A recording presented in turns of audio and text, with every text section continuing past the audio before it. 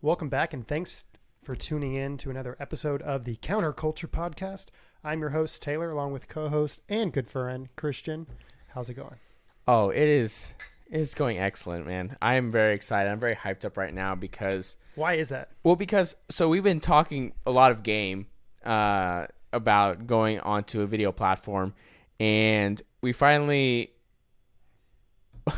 I guess funny enough, right before, normally recording, we're like, hey, let's just mess with this stuff. And, 45 minutes, an hour, a lot later, we figure out, this is what we can do. We've been wanting to get onto YouTube and Rumble. Now, obviously, we've talked about Rumble a lot more, but YouTube is definitely still important. Obviously, at some point, if we go on YouTube, we get banned. It's what are you going to do about it? But it is what it is. We did find a software. It's open source, which is fantastic. And this episode actually will be uploaded on YouTube and Rumble this week. When? I don't know, because we have to figure out the video editing and a whole nother suite of stuff. But it will be up. So I'm very, very excited. We're kind of just jumping into it. It's going to be obviously very simple. And people are going to be able to... That's a pleasant word for it. So yeah. It's going to be rough. Bear with us. It is, but I am excited because, of course, for podcasting in general, obviously having video recording of your show is absolutely something that is very important. All the biggest podcasts do it, and so if we wanted this to grow and be successful, obviously getting to this point was going to be necessary. So obviously, for those of y'all that have been with us all this time, thank you up to this point, and it's going to be rough. Just fair warning, but I'm excited. I really am excited. So if you want to see our ugly mugs rather than just listen to us, then you know where to go. Exactly, right? You will find us on YouTube and Rumble. Again, we're going to have to obviously work on getting that information out, and as far as so people that prefer a video platform, because I know we do have people that have mentioned it to us. So we'll get the link out there on our Instagram. Any other places we'll try to as well. But yeah, so anyway, we have a ton of stuff to get into. I guess before, obviously, we get into everything as per usual, make sure you go on Instagram and you find us at the Counterculture Podcast, or the Counterculture Cast, excuse me, on Instagram. And through there, you can go on our link tree that has all of our other social media information, whether it's, Twitter, TikTok, all those kind of good things. So before we get into it, really, I'm just, like I said, I'm just giddy right now. I really am. And so we have a lot to talk about. Really, as per usual. There's, again, as we've said before, there's never a lack of topics. And so really, I guess we really should just jump on into it. I actually want to focus on some cultural stuff first, and pretty big things have been happening recently. But the first one though is actually kind of funny. So I guess we'll start off on a bit of a lighter note, because I think it's good. So obviously, as per every year, you have the Sports Illustrated swimsuit cover that comes out every year, okay. Right? I was gonna say it's a big deal. Not really a big deal, but it's something that happens every year. And the last couple of years, there's been there have been some controversies. I think last year, the year before, they had like they say a trans woman, but a man on the cover of. It wasn't Caitlyn, was it? I can't remember. No, she was no, on the no, cover of something no. else. But they had a trans woman on the cover of SI, and this year they had a plus size woman on the cover. And I thought this was something to talk about on a couple of reasons. Number one, obviously we have one of our early episodes, which was about the body positivity movement in general. One of I think our best episodes. I liked it. So if you want to go back and check that out, I think it's worth a listen. And I say that because also I think this story amplifies exactly what we were talking about in that episode, which was, it's not just saying, people have a hard time losing weight, whatever. We should treat people. Obviously, we should always treat people well. Mm-hmm. We should never make fun of someone, right? I don't think that's appropriate. But certainly, we shouldn't pretend like there aren't certain there aren't objective standards to beauty or health and things like that. where the body positivity movement has certainly tried to make this push of, again, you're beautiful in every size, you're healthy in every size, Right. all these kind of things. Just so everybody feels good. It's like you ignore all the health risk. Nobody wants to have that conversation. It's just, you know what I mean? Right. We went into it pretty deep, but it's like, oh, you're fat and you're beautiful, or you're as long as you're comfortable in your skin, that is beauty. And it's like nobody wants to have the other conversation. Like, no, you can't be encouraging all those types of behavior. I mean, it's one thing just to have acceptance for people, but I don't know. Right. Yeah. Well, I think I don't know if we compared it to this at the time, but I compared to it now. Is it someone that has a drug addiction and trying to encourage them and telling them it's okay to do that, when I think anyone objectively would say actually that's really bad and that's not good for you. And the reason why this became really a kind of a controversy, I think in a couple ways, is actually really was from Jordan Peterson, as they all know, one of my favorite people in the world. Jordan Peterson was on Twitter, and he tweeted about this Sports Illustrated model, and his tweet said, let me see, I'm going to read real quick. It said, "Sorry, not beautiful," and then it was followed by, and no amount of authoritarian tolerance is going to change that. And I think maybe Dr. Peterson may have been a bit brash with that statement. That's pretty harsh.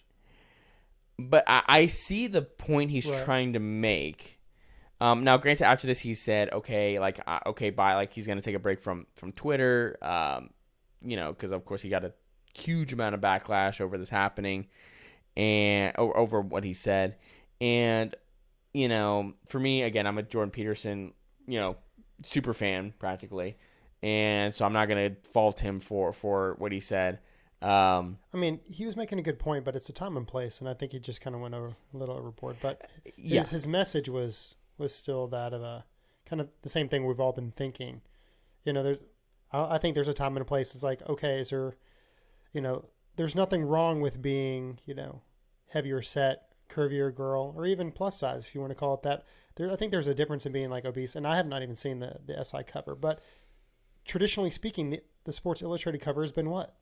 Like a typical model, like somebody, modeling, typical bikinis, half in the water, the whole shebang. I don't know. Nothing's safe anymore. Everything has to be PC, and I think the overcorrection is, I don't know. You could say making a difference, but I think it's ruining a lot of things that I don't think there's anything wrong with. I don't know. Right. Well, I think it's trying to make this false assumption of the idea that, or I guess it's two things, sort of, because of course I do think that beauty can be subjective to a certain extent. Although I think there are kind of objective measures that we look at to define what beauty is. Right. And this sort of, push, because the model's name was Yumi Nu, I think is how it's pronounced. This is trying to pretend like someone like her who is plus size. I wouldn't say she's ugly at all. Nothing like Jordan Peterson said. Not quite like that. I wouldn't say she was ugly, but again, to pretend like someone like her is as beautiful as your Kate Uptons or your Brooklyn Deckers or many other people. I mean, beauty's different. Beauty's in the eye of the beholder. But I mean, when you're talking about Sports Illustrated, which has been traditionally, skinny or fit. I mean, it's not even just like the ultra skinny. Sometimes it's athletes, volleyball players, different women who are like almost like some women would say more muscular or masculine. It's different.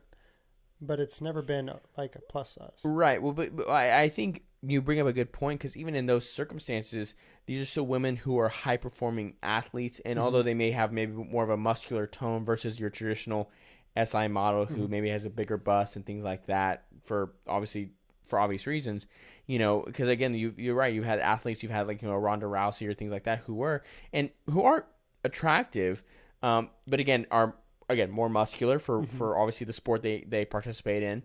But again, we can still say on an objective level, there's still some aspects that I think anyone will find attractive. Where with this, again, I'm sure there's plenty of guys that like bigger women. Right. But I think it's disingenuous to pretend that that's what your subscribers or your viewership wants to see. Right, on a general level. And so, yeah, and so I get Dr. Peterson's point. I think more so I understand his point on the latter end where he said, what did he say? He said, no amount of authoritarian tolerance is going to change that. I think what's interesting about that phraseology that he uses there is that from the left, it has been this strange, again, authoritarian push to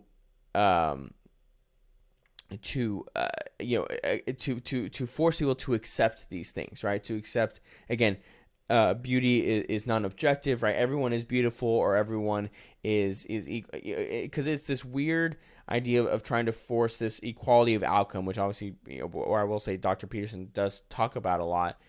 And the reality is, of course, anyone who is willing to I would say function reality would know that their equality of outcome is just not realistic, because people are not the same. We're not the same. No one is the same. No one is exactly the same. And so you're always going to get disparate outcome no matter what the scenario is. Obviously, there should be an equal playing field, right? I don't think anyone would argue with that, or no one reasonable would argue with that. Everyone should deserve an equal chance.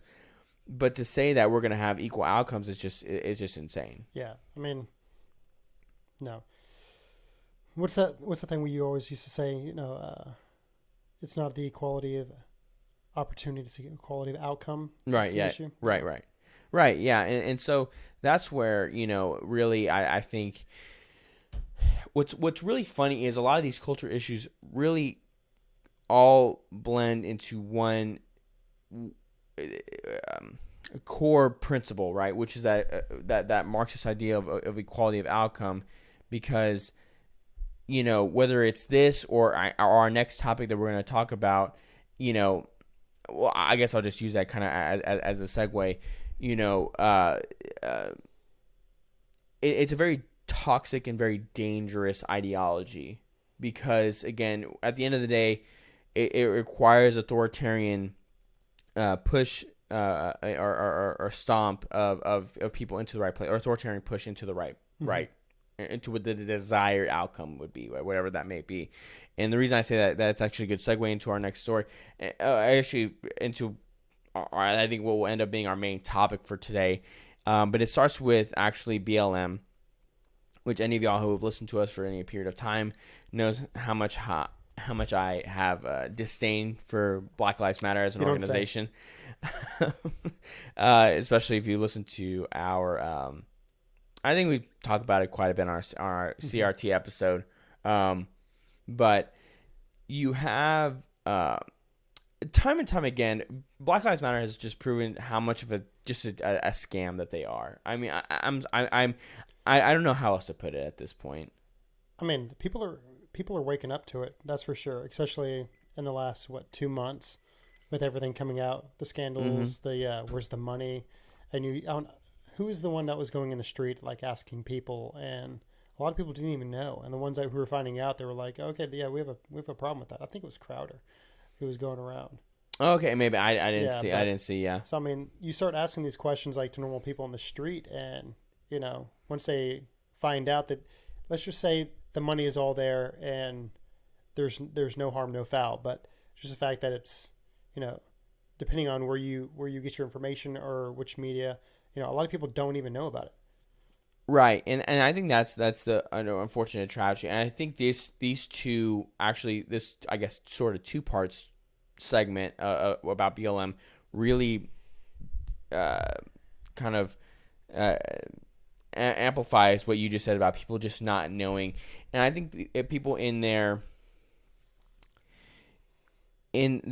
desire to try to be a good person allow themselves to be misguided, right? Obviously, there's the saying that hell is paved with good intentions, right? And I think this story amplifies that. The story of BLM as a whole amplifies that. Because let's be real. I mean, the message, the reason why people like BLM as an organization gained money and gained traction, given everything that was going on, given the way, the flames were being fanned by the media, were all for good intention. I mean, these people were donating to it for what they believed would help their communities and help their class, their race, if you want to put it that, their whole culture. But I would have the same issue if I found out that, my tithings for church weren't going to where I thought they were.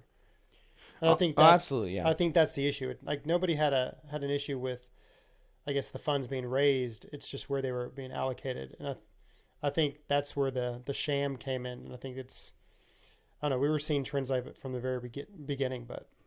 Right. Well, I think from the very beginning, this organization was more than willing to use dead Black Americans as a way to gain power, to gain money, and gain influence in very disingenuous ways, right? And again, so not to continue to kind of bury the lead here, but this is from two stories from the New York Post. So the first one is the co-founder's brother, I guess I should say the co-founder of Patrisse Cullors, her brother, Paul Cullors, saw a cool sum of $840,000 in his bank account for allegedly providing security services for the nonprofit organization.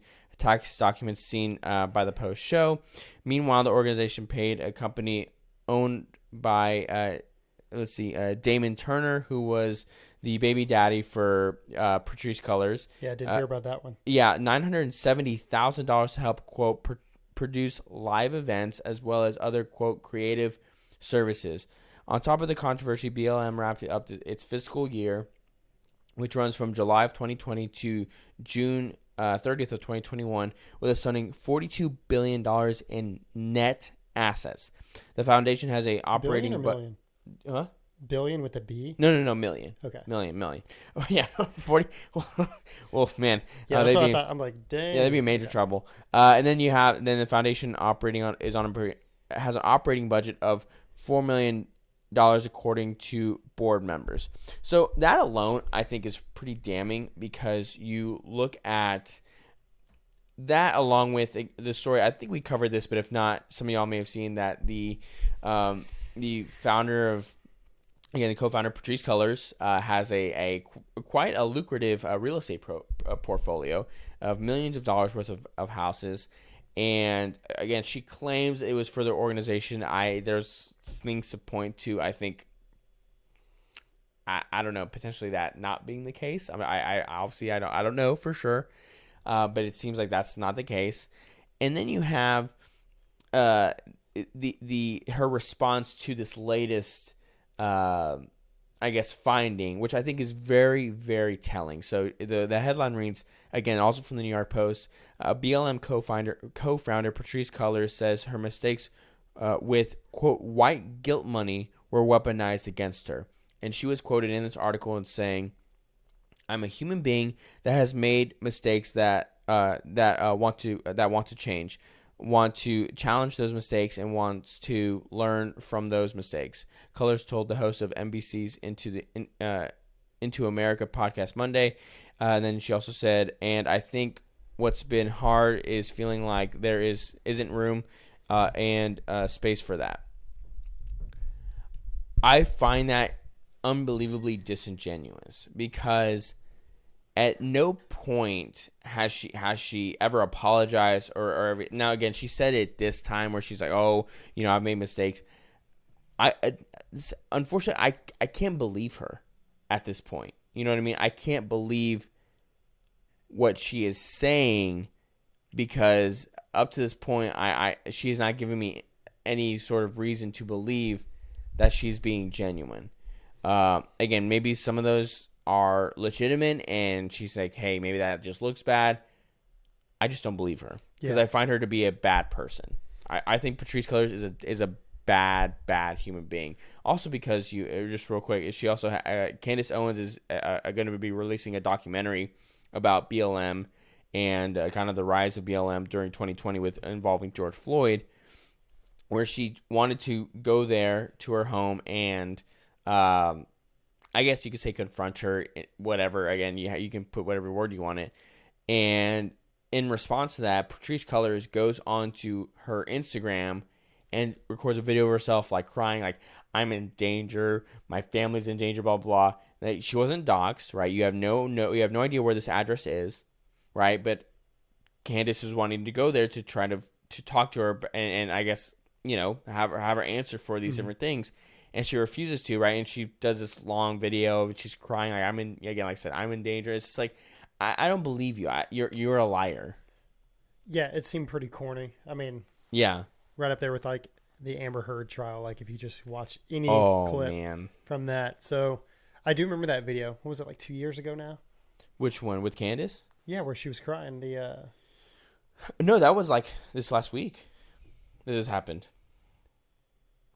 With Patrisse Cullors, the co-founder? No, yeah, this was like this last week on Instagram. Oh, where she was crying about it? Yeah. But I thought there was an actual video like a year or two ago where she went live or whatever and was crying. Maybe I'm mixing things up, but I could have sworn. Maybe she did. I'm just with the instance I'm talking about specifically. It was like this last week that she was doing that. Okay. Because like I said, like Candace is doing this documentary. I believe this is part of it, maybe not, but I know that Candace was doing that, and she was threatening. And again, the funniest part about her crying about this is like you have Candace, who currently right now is pregnant with her second child, who is approaching her. Right? I don't know about you. Oh yeah, she's been married for a while, and she already has a son, and I think she's supposed to be having a daughter, is what she said. Well, which is excellent. Not that Candace knows me, but congratulations, Candace. That's awesome. It's like, Candace, if you're listening, congratulations. Yeah, Candace, if you're watching our YouTube or listening, yeah, congratulations. but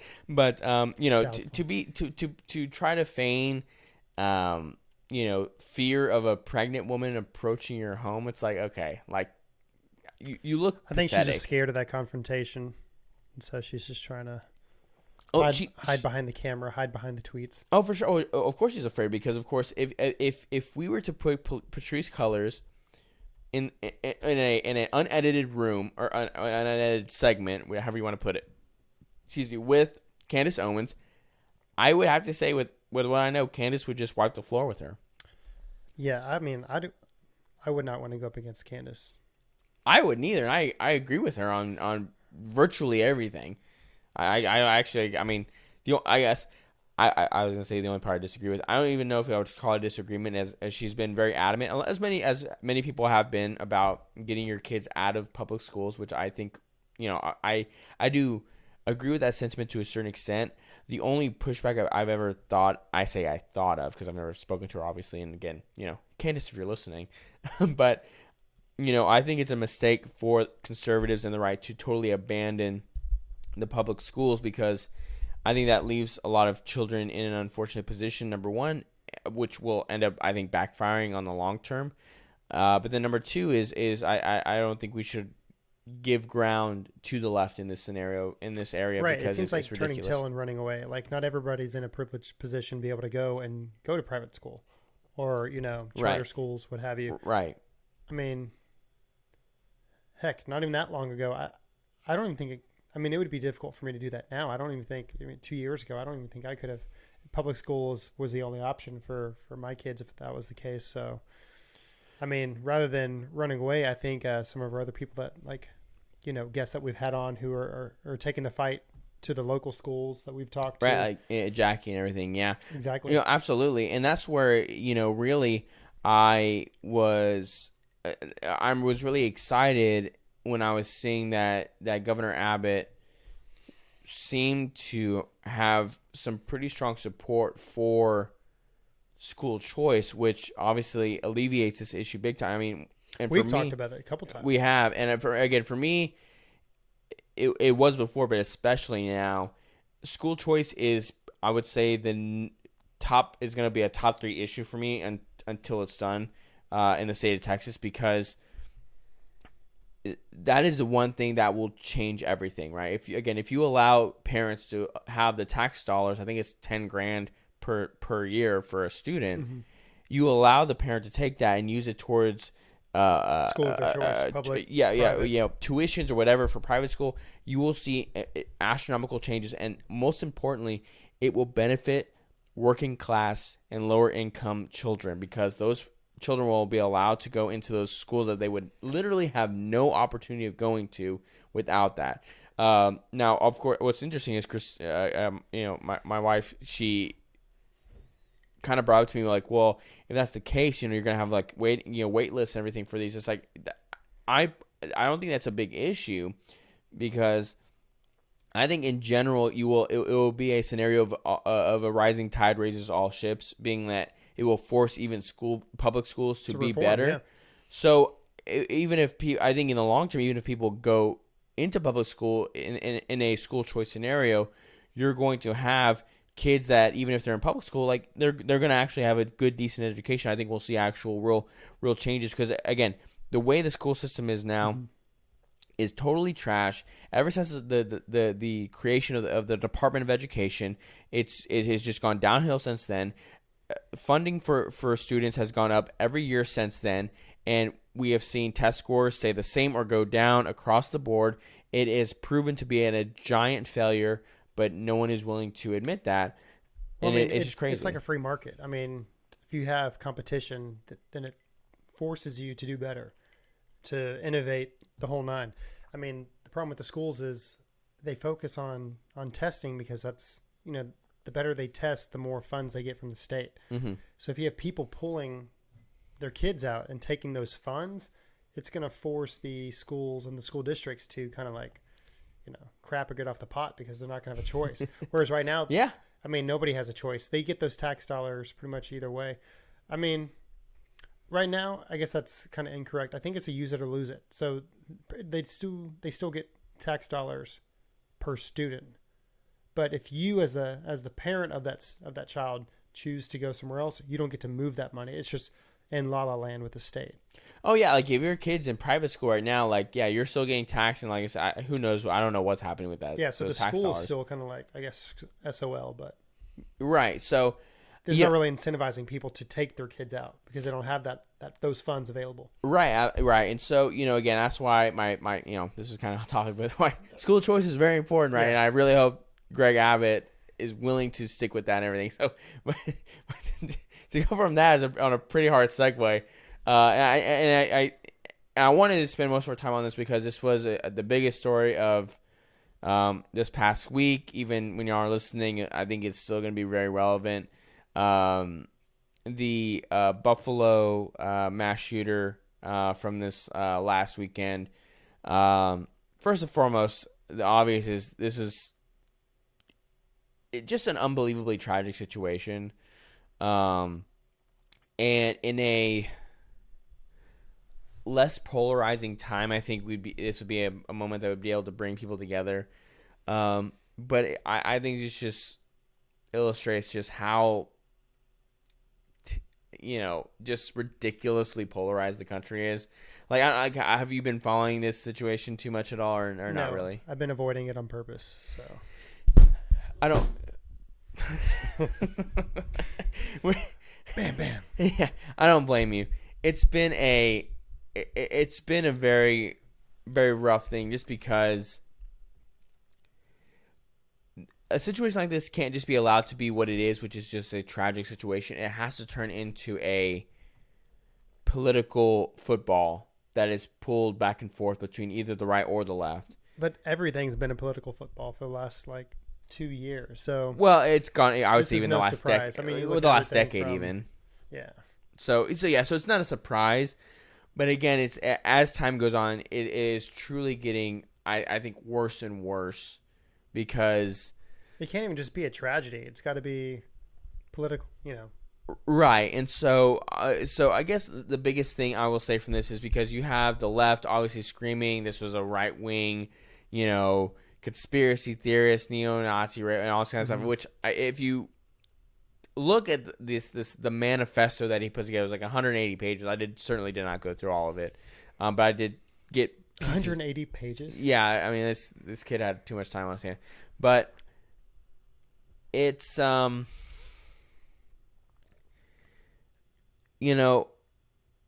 think the honest answer is that this guy was just a deranged, sociopathic, evil person. that can't be blamed for from the right side or the left side, which is probably a unpopular opinion. I'm sure to a certain extent, because I saw plenty of well, of course the media, and we'll get into this, of course, was all over this, and as per usual, I'll say this as per usual. The corporate press and the Democratic establishment is using this as an opportunity, as they always do, because if there's anything that the left loves, is to use dead black individuals to forward their agenda. That is one thing that they absolutely love to do. So they were all over this, but again, because the people were saying, like, because he claimed himself to be like a left wing kind of authoritarian fascist, all this kind of stuff. I'm like, can we not just say this dude? He can say whatever he wants about what he believes. Can we not just say this guy is an absolute sociopath? Yeah, bad guy did bad things.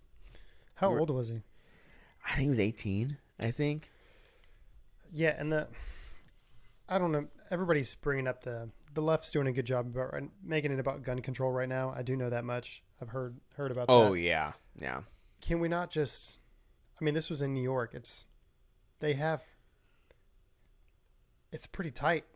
New York is, I think, if it's not it's the second most heavily regulated gun state in the entire country. For those who don't know, I mean, we're in Texas right now, so it's a little bit different of a situation. You can walk around with an AR-15 around here, and there's no. Yeah, I mean, you can have a revolver like on your hip, like it's different, and I think no matter where you stand on it, I think there's an argument to be said about just knowing that other people could and will have weapons kind of deters you. Mm-hmm. I think the shooter even admitted he felt a sense of what do you say, relief, knowing that there weren't going to be people with guns. I think I read something about it was in his manifesto. It may have been. I wouldn't be shocked. I can't verify that. Yeah, I mean, we're spreading. Be careful. We're spreading disinformation here. True.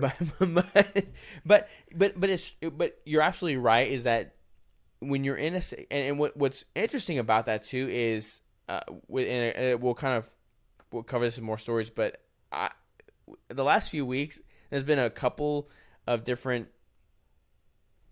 shootings, and they are absolutely I absolutely is not the right word, but they certainly are on the in heavily regulated states.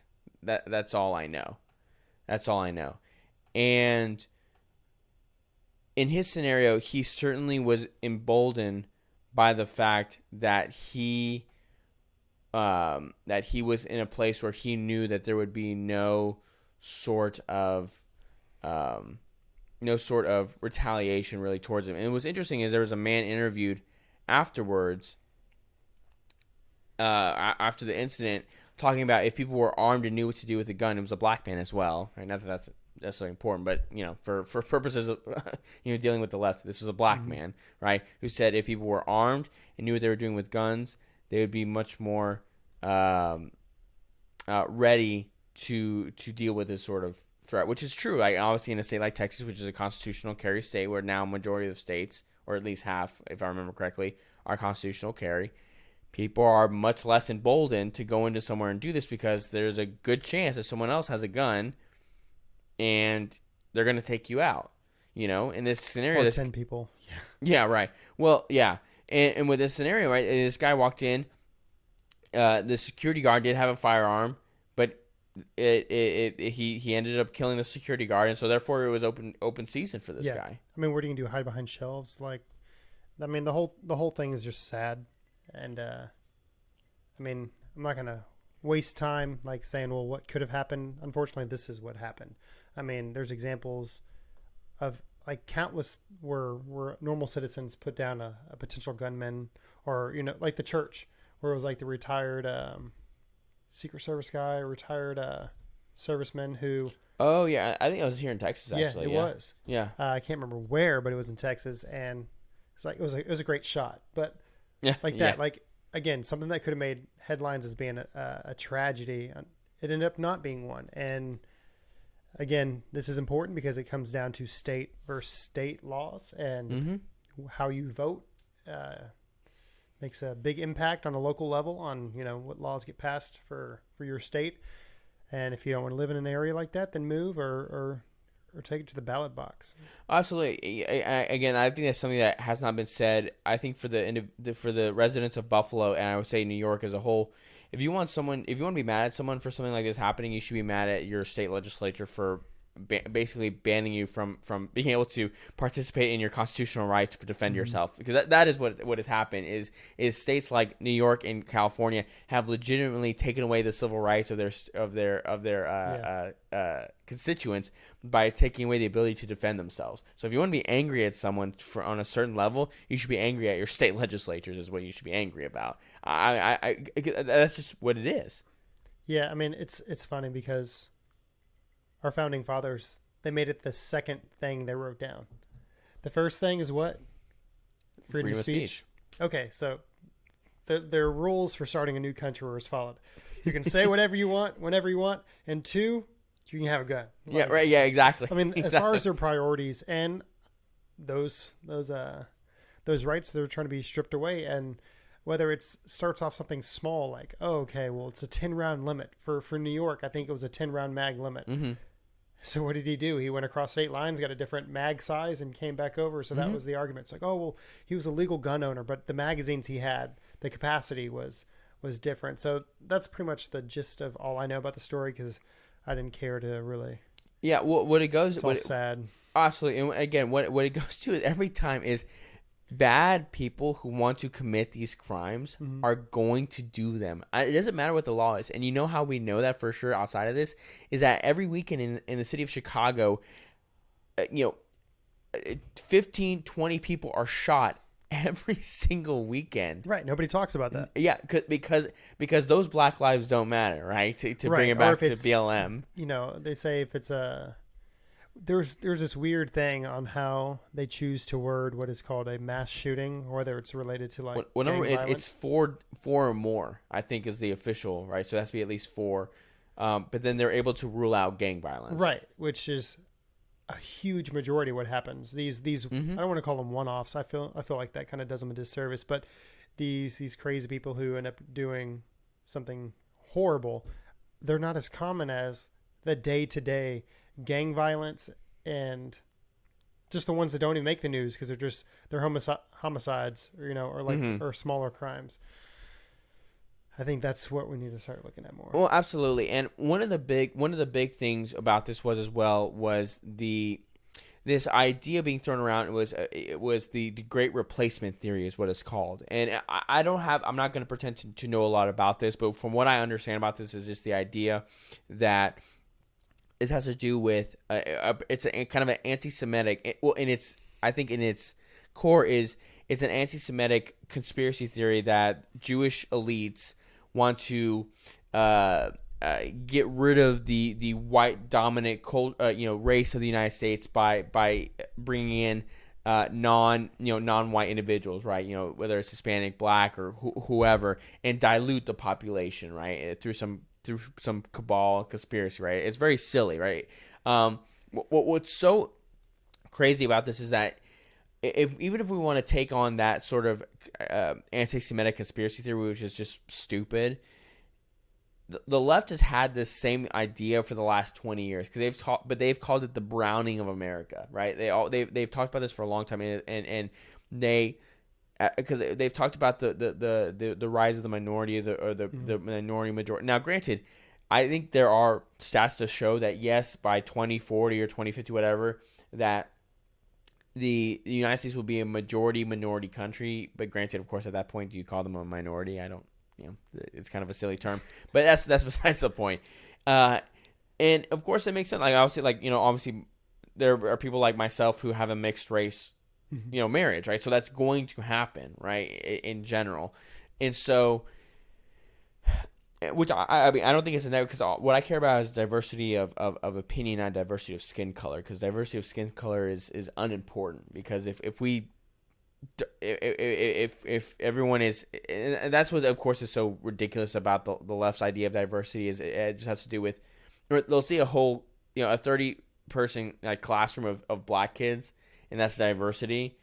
Was when in reality it's actually not, because there's no one else, Right. no one but black kids in there, which again is not good or bad, but that is the reality, right? Right. But it's just black children, Hispanic or whatever. You can put whatever on there, and what makes me laugh about this, because of course, even though the left talks about this, and there's far right individuals who talk about it, with this idea of demographics being destiny, and it's proving to be wrong even in real time, when you have record number of Hispanics that are starting to kind of be willing to vote Republican, right? I think that's gonna be a major part of not only a large red wave whatever in November, but going forward, I think some pretty dramatic turns for the Republican Party as far as Hispanics, because Hispanics are, again, you even have border counties right now in Texas, right, who were traditionally more Democrat sort of counties that have all flipped Republican, especially with the whole border crisis and everything like that happening. So, kind of rambling, but in all, this idea of the Great Replacement, again, or the browning of America, if you want to take the left perspective, I think both have bought into it. Even though, again, this idea, excuse me, and I'll say fringes. I don't think everybody, either a large proportion on both sides believe in this, because they don't, in my opinion. Again, I think the demographics or destiny is a silly argument, and again, I guess you could say I'm proof of that as a Hispanic person, obviously, who is very conservative. Again, goes against the grain, even for members of my own family in a lot of ways, who see me as a race traitor and all this kind of silly garbage. And so I don't have that problem. Oh, you don't. so when you have that, I just think this attack is silly, and again, I think it just adds to this divide that is going to lead to some sort of civil conflict, civil war, civil upheaval, whatever term someone wants to put on it. And I'm this kind of rising of rhetoric really is upsetting. And what's also upsetting too is the double standard of it, because I think this is really important to talk about, because we covered actually on our show the Waukesha situation from several months ago. I don't know if you remember talking about this. So the black man who drove into the parade in Waukesha, right? Clearly a racially motivated attack. There's no way around it. And again, not only was the media, they were silent at first, but then they had to start covering because it looked bad. But again, I want to... Because all these videos are coming up from people's cameras that they recorded and stuff. Right, exactly. Or it looks like he's intentionally targeting certain people, and there's debate going back and forth on it. And then, I don't personally believe in saying the person's name or showing pictures. I know a lot of people are of that same mindset, because you don't want to glorify or give this person notoriety. Notoriety. Yeah, that one. Or fame, recognition. Yeah. But you will see with the media, especially, and this is an unfortunate trend. If it's a white person, it always ends up being racially charged. Yes. White person. Or if it's somebody else, it'd be oh, unknown shooter, blah, blah, blah. And they'll avoid showing pictures or saying Correct. what race. Does it all eventually come out? People who care to even look into something, obviously all that information is going to be there. But as far as it being, forced down your throat on every channel, everywhere, it's different. So I think that's a problem right there. Well, absolutely. Well, again, I actually pulled up a few headlines because I could not help but bring up some of these.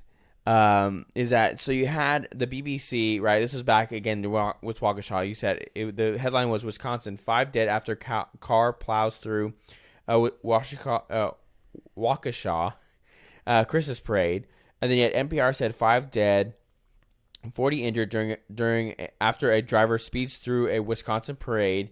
Then you had a local outlet that said at least 40 injured, 5 killed as SUV drives into holiday parade, which I guess it must have been a Tesla SUV because it was self-driving, I assume, from that headline, right? And again, it's like that was just as SUV drives. Right, as SUV plows through this random holiday parade.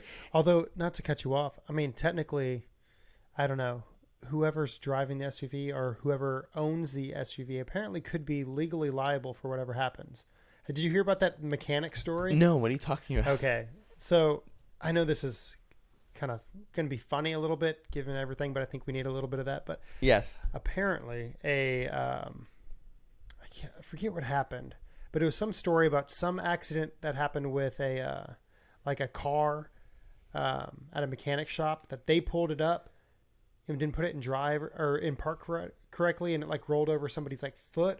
Somehow a mechanic got injured, nothing life-threatening or fatal, but they got injured, and they were saying that the driver, the owner of the vehicle, is responsible because that is like your property. It was some weird thing. It's just like, don't ever take your car to a mechanic because like if it falls off the lift or anything, you're responsible. So it was funny when you were talking about the car itself. Yeah.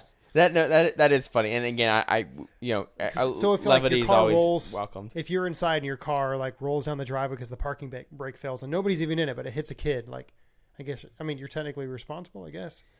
So if a mechanic or a valet driver drives your car and hits somebody else, the valet's not in trouble, you are.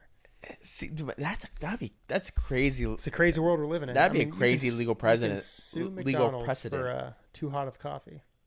We talked about that though. That wasn't a We have. It was like one of the original episodes. Yeah.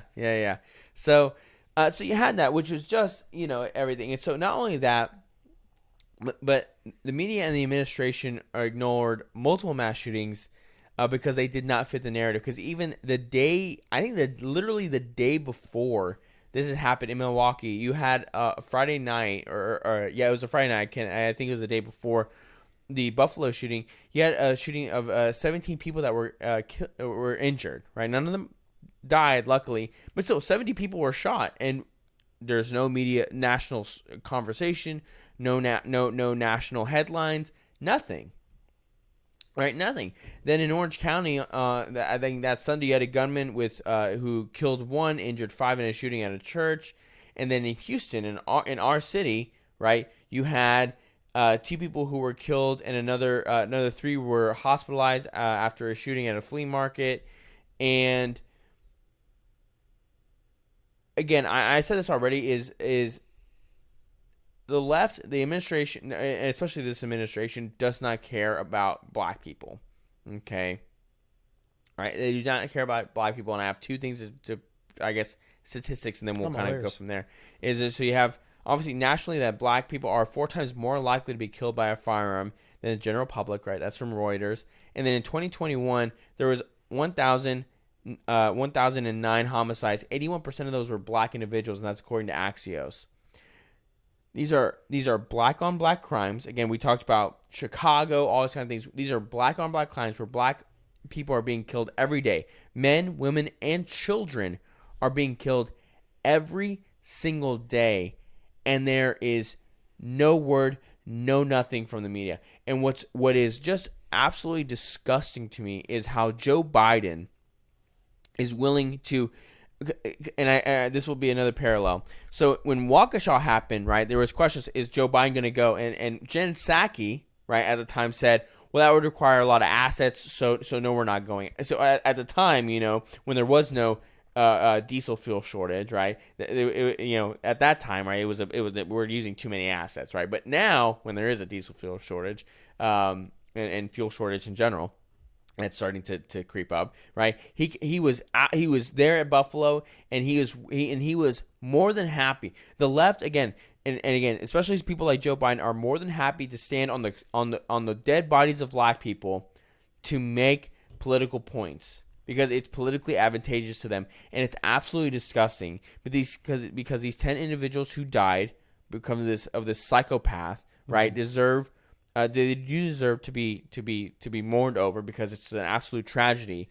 But again, it is unbelievable to me, the hubris of this administration and their willingness to ignore a racially motivated killing in Waukesha only a few months ago, which was ginormous, right? Where you had 5 people. I think it ended up being more like 6, because those were headlines at the moment. So I think it ended up being more like 7 or close to 10 who had died because of the injuries they sustained. But again, you're talking about 40 plus people. I mean, and again, when you looked into the guy, because I can't remember his name, you looked into his social media, all this kind of stuff, clear black nationalist, clear racist, all these kind of things. But because he's black, right, we can't talk about it because it doesn't match any sort of narrative. And then you tie all that together just a few days ago, right? And you actually, yeah, you can pull this. I know you're going to pull this clip out. You got this situation in Dallas. And so actually just go ahead and play the clip, and I'll let the lady explain. An Asian-owned hair salon. Dallas police have now arrested 36-year-old Jeremy Smith. Investigators believe he was the shooter in that case. 3 women of Korean descent were seriously hurt in what the FBI is looking into as a possible hate crime. NBC5's Lana Quillen is live at Dallas Police Headquarters with more on the new information behind the alleged motive. Alana, good morning. Good morning. Now, when you look at the arrest report, police have indicated a history of mental illness in Smith, along with some eye-opening information from his girlfriend. Now, according to the affidavit, she told detectives that Smith was involved in a crash with an Asian driver 2 years ago, and ever since, she says he's had panic attacks when around people of Asian descent and had delusions that the, quote, Asian mob was after him. Now, the report also states Smith had been fired from a job after verbally attacking his boss, who was Asian. Dallas Police Chief Eddie Garcia says this eventually turned into intentional acts of violence. However that manifests itself, I'm not here to say that. I can tell you that I know our community sees it as a hate crime. I see it as a hate crime, and so do our men and women. But take a look at the way Smith's arrest went down on Monday. He was in the middle of doing lawn work for someone in DeSoto when a SWAT team showed up to take him in. The homeowner who hired him caught it on camera and shared it with NBC5. Police say they found ammo and guns in his van during the arrest. For now, Smith is charged with 3 counts of aggravated assault for the shooting at Hair World Salon on Royal Lane. The FBI has launched a hate crime investigation into that specific incident. But Chief Garcia says Smith remains a suspect for 2 other shootings at Asian-owned businesses where his red minivan was also seen.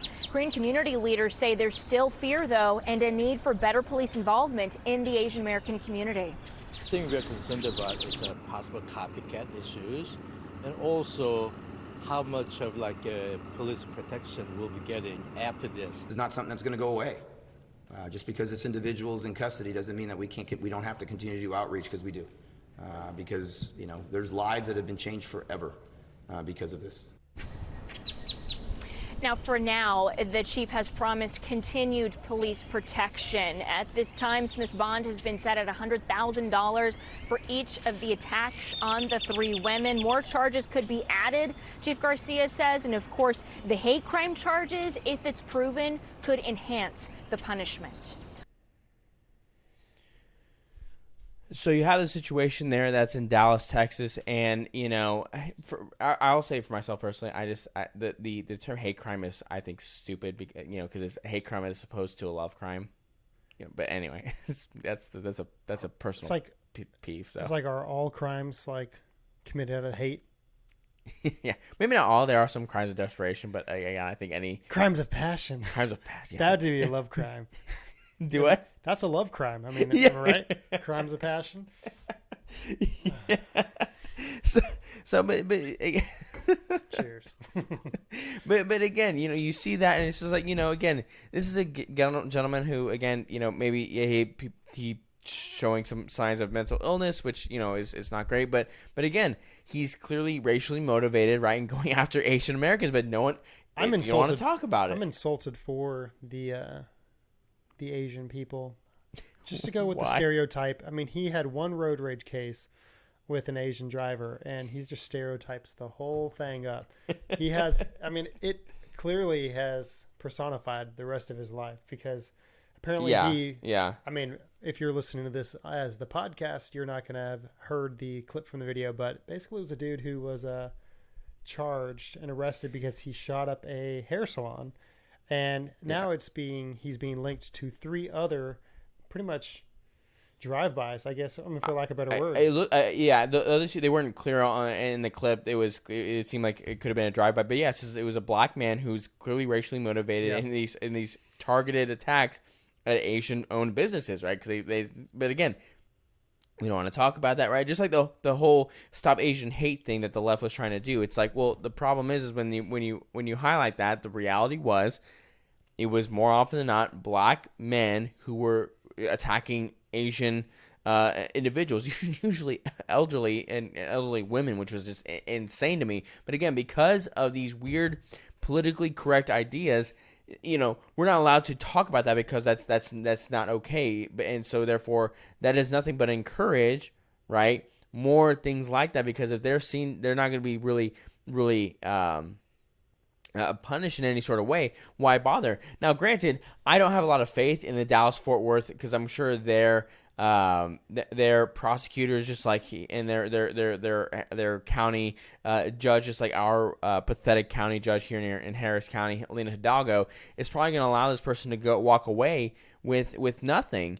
And so, at the end of the day, it is important for us to talk about these things, but this is where, again, the change comes in voting and primaries and things like that. Is you got to get individuals who are actually going to stand up for you and uphold the law, right? In just a general sense, right? Obviously, we're just talking about this and as a specific situation, but at the end of the day, we can't have a culture or society that is willing to discount certain crimes because it doesn't politically fit our agenda. Yeah, it doesn't fit their narrative. Yeah. We can't just we have to be able to condemn things that are across the board. I don't care what it is, right? We should be able to say this gentleman who did something that was evil and terrible, right? Because he's targeting individuals. And the Buffalo shooter is also evil because he was targeting, and he was sadly more effective in what he was trying to do. And so, again, at the end of the day, I believe these people are just perhaps evil, but then also clearly mentally ill and sociopathic, because at the end of the day, it takes someone like that to be willing to do something this evil towards somebody. That's not a normal person, right? Especially when you have this idea, especially from like Rolling Stones, who ran a headline saying that the Buffalo shooter is a mainstream Republican. The idea that the average Republican is wanting to just walk in and shoot up a store of that's full of black or insert any sort of minority is an outrageous idea. But of course, it is just to fuel and just more gasoline onto this cultural fire, right? And again, obviously, we certainly are absolutely guilty of adding to the culture war. And again, I've said before, we need to engage in the culture war and be willing to stand up for our values and things we want and we believe in. But I think there's a difference in standing up for a set of principles and values and just lying because it will fit your narrative, and it gets people that follow your your readership, whatever, gets them riled up. Right, because whether it's this, and then you have the whether it's the abortion stuff going on now, there's just nothing but just complete crap being put out there, right, to get people riled up, to get them motivated to go out and vote or whatever. Yeah. And it needs to be even across the board. I mean, yeah, black on black crime, white on white. I think it's just crime in general. I mean, news should be covered as news, not to whatever fits your political agenda. Right, absolutely. And it's if we're either going to give out the race, and we should give out the race and identifications of suspects, especially if they're not caught, so that people are aware. Because here's the dangerous part too about that, is that if you see it on the news and they don't give you any sort of details, and this person is on the run, or how's anyone going to be able to identify that person? You know what they look like. Yeah, right. Just especially when you come to local politics or local community, right? If there's someone dangerous out there, black, white, Mexican, white, or Asian, whoever, everyone has the right to know what this person, what they look like, and whatever, so they can be aware and be on the lookout for them to try and help catch them, or at least be able to defend themselves against this person, right? And the more the more that you have individuals that are not doing that, the more this is why, for me, I'm like, I want to move farther and farther away from the city, because as far away as I can go, the better. Right. It's like that example of, I think, was it just early last week? I think an inmate escaped from Huntsville prison. Did you hear about that? No. Yeah. So there was an inmate who apparently attacked or stabbed a guard and escaped, was able to escape. And I remember my wife showed me a picture of what he looked like. I believe he was Hispanic, or light-skinned Hispanic or something. But to your point, I'm glad I know what he looks like. So if I see him, it's like, that guy's dangerous. Guy. Yeah, he's dangerous. Can you imagine if they just to save face or to kind of, this is a bad look for our campaign, just to not unidentified suspect escape from jail. It's like, who he's already processed. You've got his fingerprints. Show a picture. We can't at this time, but just be on the lookout for, anyone. Just be on the lookout for any suspicious. It's be on the lookout for every 30. It's like the airport when they say any suspicious baggage. It's like, right. Yeah. And so it's just, again, this does is just make things more dangerous, and it makes for a bad. I think it lends to a community that can't trust and can't love each other. And at the end of the day, in a general level, I think it is important for us to be able to have a communal love, right, amongst each other, that will, again, if we can do that in our community, we can then do that more on a national basis. But at the end of the day, and that kind of wraps up our thoughts for this episode today. So it's kind of probably a little maybe a little bit shorter one. I don't know. Short. But part of it is short for us. Yeah, short for us. Yeah. Just because we're trying to figure this stuff out. So it's all new. Yeah. So bear with us. We have some. I think we had a few technical issues, but we'll figure it out. We'll figure it out. We're excited. Happy you're here. So do what? I said we're just happy you're here. Oh yeah, we're just if we have one person, just thank you for being here, right? But at the end of the day, again, we wanted to cover the Buffalo thing because I think it deserves being covered to a certain extent. And again, I at the end of the day, I don't think this is someone who is a radical left winger or a radical right winger. Somebody who needed help. Yeah. Yeah. And again, apparently there were. He was suicidal, a year ago, and there was even, I think police reports kind of talking about this. Apparently the FBI was already on watching this guy. Yeah, which is, it's just kind of the same thing with the Parkland situation where the individual was known, but they didn't do anything about it. They didn't really, so I think there was just a lot of failures on multiple layers, and that ends up with people dying, because things aren't taken seriously when they should be. Right. And people suffer when that as a consequence to that. And I think it's a good point to say, I mean, if you know somebody who's struggling or somebody who looks like they need help, I mean, there's resources. Mm-hmm. Like, even from my own personal experience, like things that I've went through or family, like, don't let things go unchecked, because you don't want to be that person holding the bag at the end being like, I ignored the signs. I feel like these situations that we're seeing in the news, such as the Buffalo situation, I mean,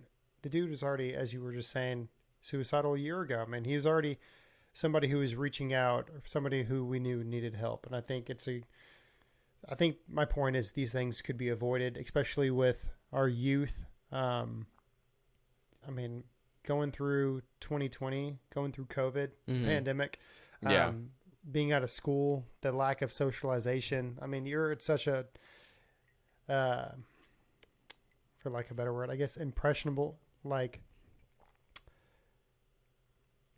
I don't want to say like high functioning, but you're at an age where like you need social interactions. Mm-hmm. It's like part of your development, finding out like who you are, because I mean, I've mentioned this to you before, like who you are like as a kid is not who you are as an adult. And somewhere in that transition of, I don't want to say aging out, but becoming an adult, you find who your real inner voice is and kind of like who you are. Right. Yeah. And when you're kind of at that 18, or I guess he would have been like 17, 16 at the time, like, yeah. I think it's I think it's important just to say that I think a lot of people kind of got screwed because of the pandemic, and I think we need to be kind of keeping an eye on our youth, and just if somebody needs help, reach out. So. Yeah, I think you actually absolutely make a good point, because I think, sadly, I think we'll probably see something like this happen more. Yeah. Because of that fact, and things aren't getting better. I mean, food's going up, gas is going up. Oh man. Inflation, wages aren't necessarily going up across the board. Wages are. I mean, when you look at the number, I mean, wages are down. Yeah. Even if your paycheck is up based on your, ability to buy things, your dollar like doesn't that. go Yeah. as far. Your buying power is absolutely decreased. I mean, hell, perfect example. You see these apartment complexes going up everywhere. Why? Because our Gen X especially cannot buy houses. Gen Z. Is it They're Gen the Z? next one. They're the next one. Yeah, Gen X is older than us.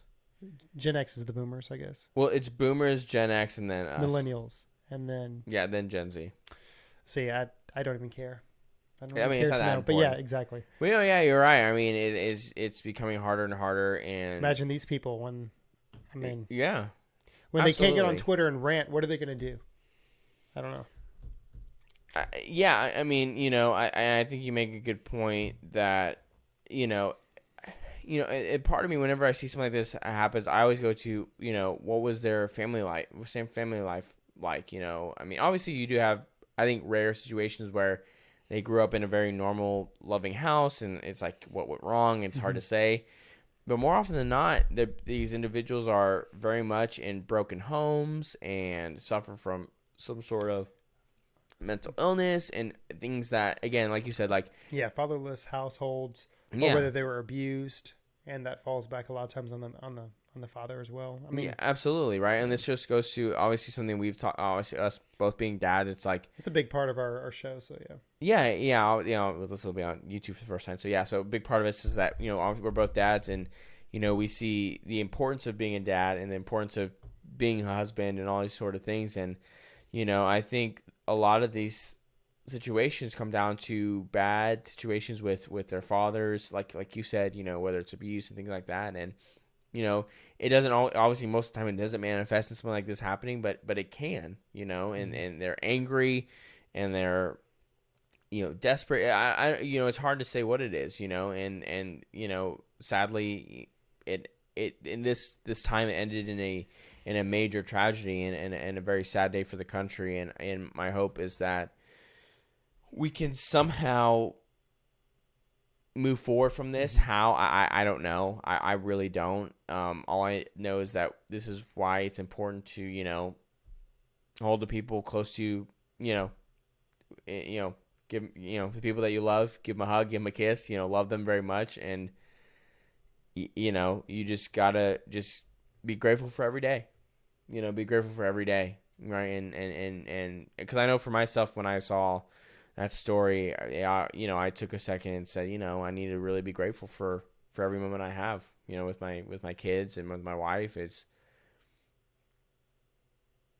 you never know, obviously, thankfully, most of us will end in some sort of tragedy like this, but, obviously there will be a day, and, all you can do is prepare for that. So, yeah. Hopefully I go out swinging. So you go out swinging? Yeah. You can't take me. You go, can't. I'm going to take down at least 5 dudes before I go. Sadly, he choked on a peanut, but he went down swinging. Well, he was choking. We tried to help him, but he just kept swinging at us.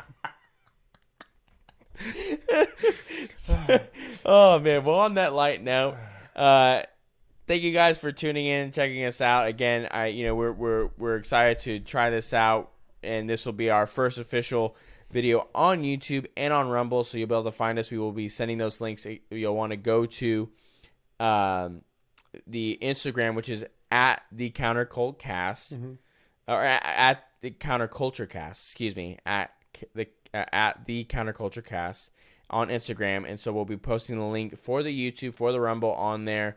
You can find links to our other social medias in the bio of our Instagram through our link tree. And so, for those of you that have been listening, now we're on YouTube, so you can check us out there. And again, we had some sort of technical difficulties, but we'll figure it out. We'll make this work. So we love you guys, and we will see you next week. Later.